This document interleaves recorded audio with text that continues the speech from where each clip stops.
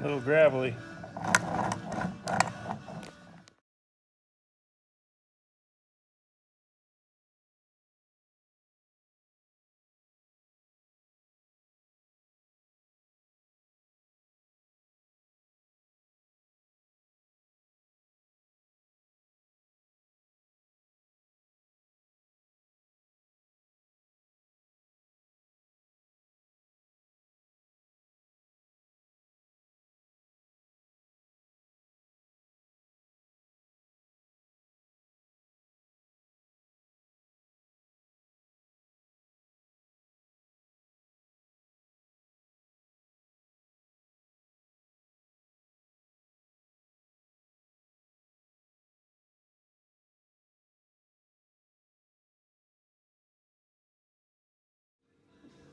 Okay, here we got a bunch of parts here.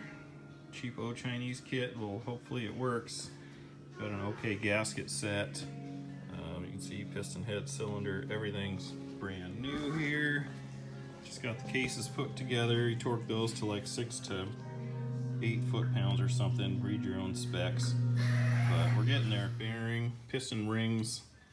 I don't know, on this kit it didn't say if one was the top ring, one was the bottom. I looked at them, they look pretty similar. So I just put the labeling up and put them in there. So fingers crossed. Here's your niche, whatever the place's cylinder is. You can see the cross hatches in there. Everything's clean and new. So I'm just lubing up the piston and the rings and kind of getting ready to throw the head on there. Don't forget your gasket. Cylinder went on pretty easy. Squeezed the rings in, kind of pushed it into place. So far so good. Now we'll get the head gasket on here in the head. This guy and that guy. And then we'll be torquing bolts. Sweet.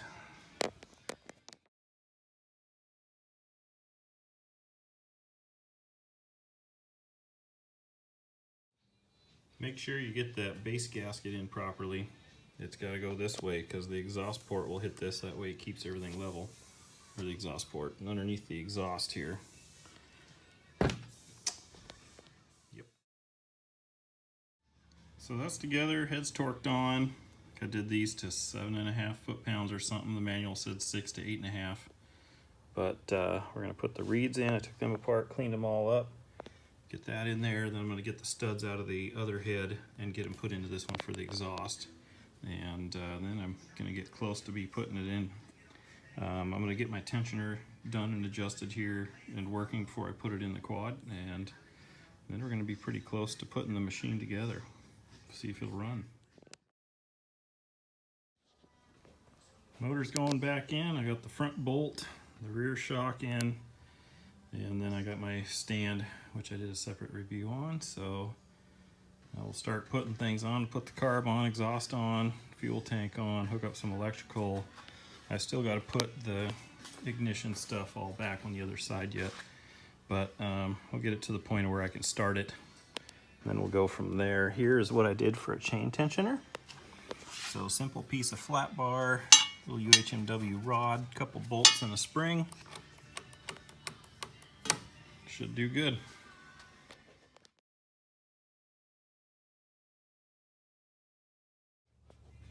Changing out the fuel Petcock too, the factory one. It's got some weird diaphragm. I don't know what's all going on in there, but apparently they fail and they'll fill your case with oil or fuel. You can't fully shut them off. So got one of these on Amazon. Actually I got a 2-pack pretty cheap, so I got a spare for something else. So I'm gonna put that in the fuel tank and then we'll put the fuel tank on. But as you can see here, we're about ready to run it. We got the exhaust on. Everything's hooked up other than fuel. So that's the next step here. I'm just gonna leave it open here, see if it runs. And then on the other side here, just tighten that down. And so it's together as far as it's gonna go for starting it now. I'm waiting for these goofy little pins that go in this drive to make that thing work. So won't be driving it today, but we're gonna give it a try on a startup and hopefully it doesn't blow up. Okay guys, here we go. I taped up the little safety thing, got the new fuel going. I capped this off. I'm gonna have to look and see what some of these things do, because this one runs way up top for a vent, I guess, or maybe it's supposed to go underneath. I'm not exactly sure, but everything is good. I actually did a dry run and it fired right up a minute ago. So key is on.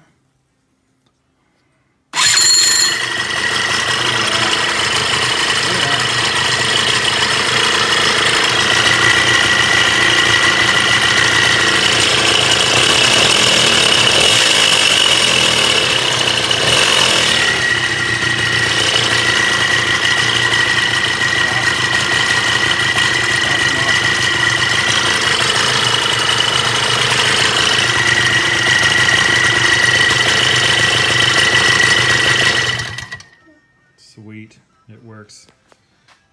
How long will it work? We don't know, but we're gonna find out. But man, she starts easy. Sounds pretty good. I'm pretty excited, so time will tell.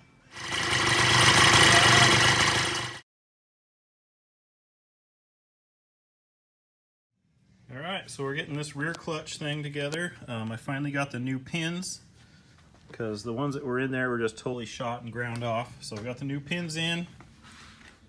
Now this baby will slide over there, and then we'll get the spring and the rest of the pieces in there and get that rear clutch done, and then we'll get the belt on it, and then it's time to start heat cycling the motor. They say do 3 heat cycles, I saw, so we'll get that done, warmed up, and then baby it for half a tank, varying the throttle, no full throttle run. So she's getting really close. I'm gonna ride it today finally after having it for a few weeks, so I'm getting excited. Fired her up and ran it. I should have videoed it, but I didn't. But once you fire it up, that clutch there will pull in, and everything seemed to work.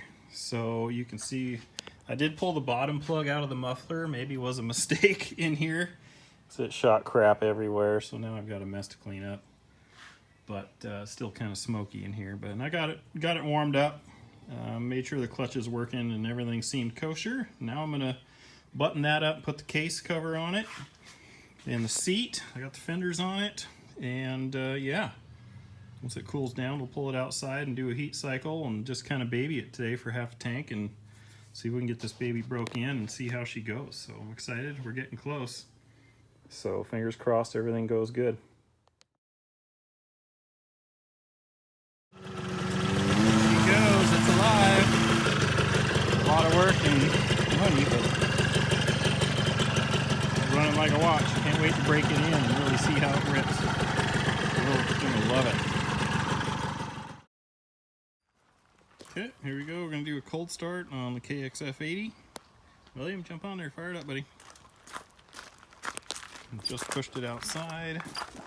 Need to give him a hand here. Turn the fuel on. Remember the brake button.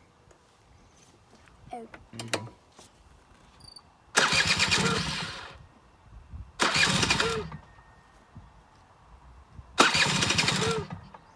Didn't turn the choke on.